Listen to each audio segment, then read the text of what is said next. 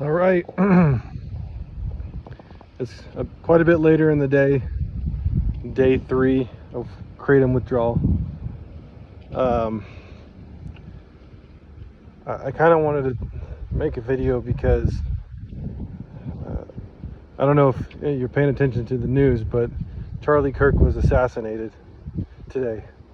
Earlier today, he was shot and killed at an event in Utah. And, I'm not making this a political thing, but, it's something that, that's somebody I cared about.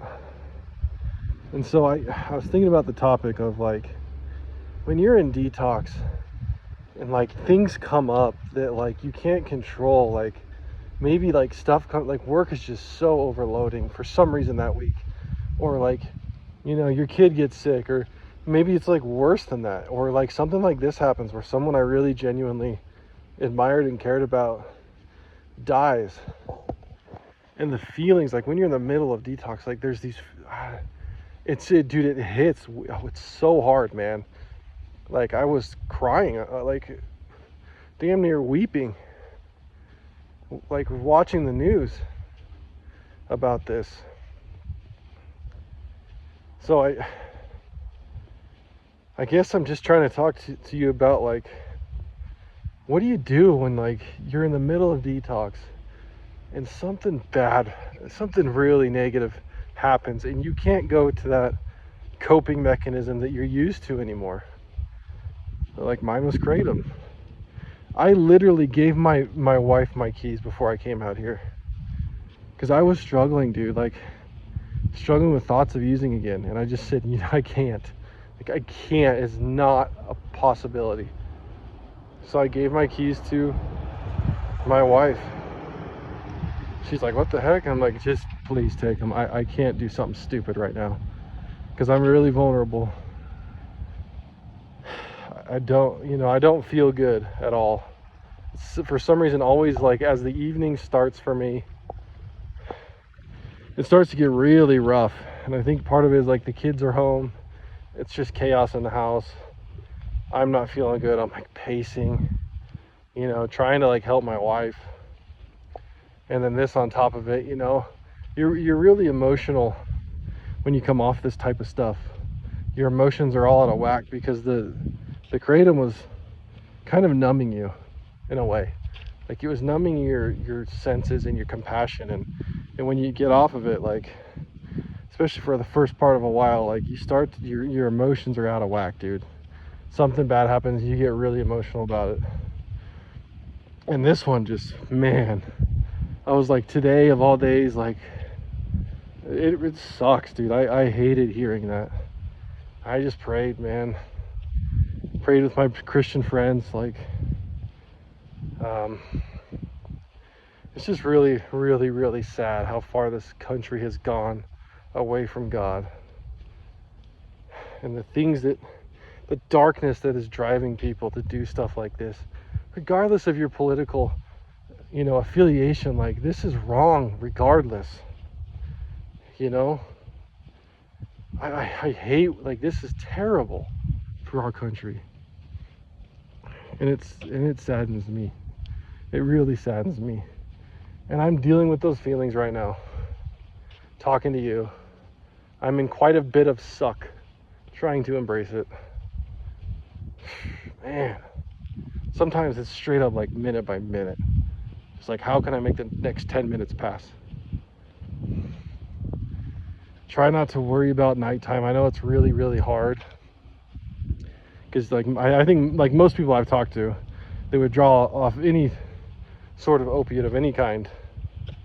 They say that nighttime is the worst because you can't sleep and you're restless. And that makes you exhausted the next day. So you dread it.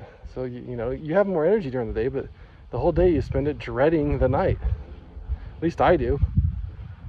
I try to stay busy, but it's just tough. You have no dopamine in your brain. There's no pleasure from anything.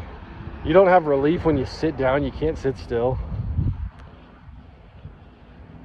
It's really hard to think about anything else. And then something like this happens on top of it. And it's man, I don't know if I can deal with this right now. You know, this is like, I can't cope with this, you know, but I can and I will, because part of this whole process is learning how to cope normally again. I was using kratom for about 3 years, heavily for the last year or so, anywhere from 3 to like 6 or 7 shots, 5 milligram shots a day. And towards the end, when I just cut it clean off on Sunday, I was using so heavily, spending stupid amount of money. I mean, just my wife is pissed, and she should be. It's unacceptable, and I'm mad at myself about it. But there's going to be things that you got to deal with when you're in detox and after detox, and post-acute. There's going to be things that happen in your life, and you can't, your response cannot be go back to that old coping mechanism, and don't start a new coping mechanism. Don't start drinking or smoking weed or whatever else is out there. Like, this is the biggest, like, long-term process is we have to learn how to cope again. And it's not easy. But think about the healing that it's doing to your mind. How strong it's making you. A righteous man falls 5 times, but he rises up every single time. So, yeah, I know I'm going into a great deal of suck tonight. I am. Last night, I wanted to do a strenuous workout, but my legs were so tired, and they were actually starting to cramp because of how long I had walked yesterday. I went on so many walks because I just couldn't sit still, and it was the only thing that provided me any sort of little bit of relief. So by the time I got to the gym on the treadmill, my legs were spent, dude. I was starting to have hamstring cramping, so I only did 20 minutes. Came home, did my nightly thing, took a shower, and then laid in bed, and then felt a little bit comfortable at first, but then all of a sudden, here comes them restless legs, dude. That crap is relentless, man. They should call it relentless legs instead, because it just is relentless, man. It blows, dude. I had never experienced restless legs before this. I remember the first time I experienced it, I was sitting in my truck on a long drive, and I was like, why can't I sit still? I'm shifting, and I started looking it up, and yep, kratom causes that. At least withdrawal does. I don't know, man. I should make a whole video on restless legs, because it's bad, dude. It's relentless. If I could take away one symptom of this whole process, I would probably get rid of the restless legs over even the insomnia, because really the restlessness is what causes the insomnia, partially. But man, the restless legs, dude, those are freaking violent. Not fun. And I know there's people out there going through it right now. Can't sit still, get out and walk. Just find a way to get through the days, man. Just get through the next hour. Force yourself to eat something good. I've had a little bit of chicken breast, and then a banana and an orange. Nothing much. So I have no appetite. But I can feel my body being hungry. So I just force it. Come on, we gotta get something. But I rambled for about 10 minutes now, so I'll be praying for all of you out there. My heart goes out to you. God bless. Please, please, please stay in the fight.